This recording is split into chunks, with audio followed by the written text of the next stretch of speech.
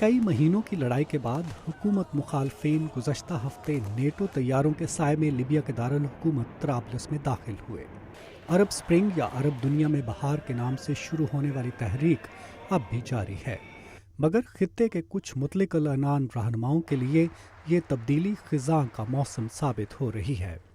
बज़ाहिर ऐसे लगता है कि कई अशरों तक इक़्तिदार पर काबिज़ रहने के बाद अब लिबिया के मुअम्मर कज़ाफ़ी का दौर इख्तिताम को पहुँच रहा है।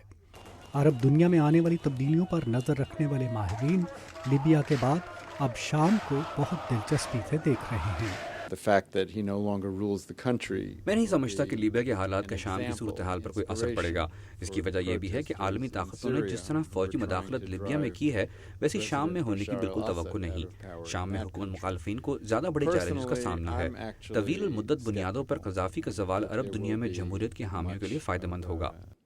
माहिरीन कहते हैं कि लिबिया के बरक्स शाम सियासी और जोग्राफियाई एतबार से अरब दुनिया के वस्त में है, इसलिए वहाँ लिबिया जैसे हालात पैदा होना नामुमकिन है। अरब दुनिया में तारीखी तब्दीलियाँ पाकिस्तान के लिए क्या मानी रखती हैं?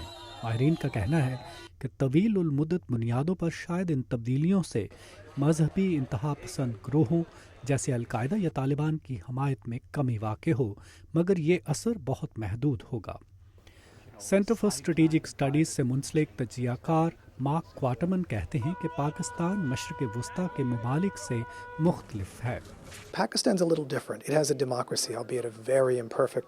पाकिस्तान इससे कहीं मुख्तलिफ है। वहाँ किसी न किसी शक्ल में जमहूरियत रही है।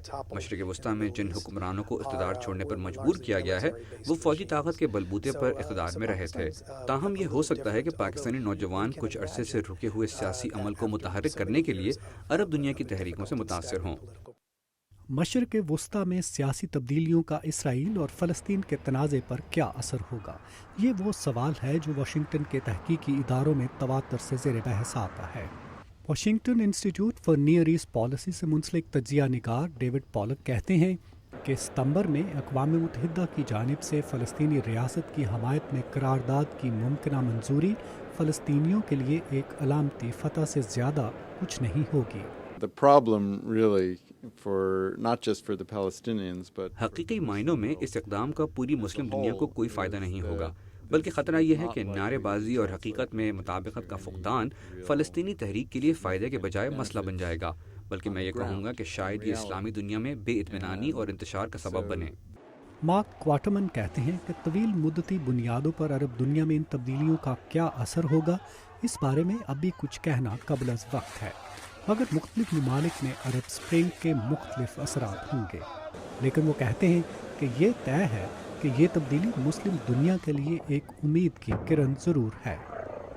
नदीम याकूब, उर्दू VOA, वाशिंगटन।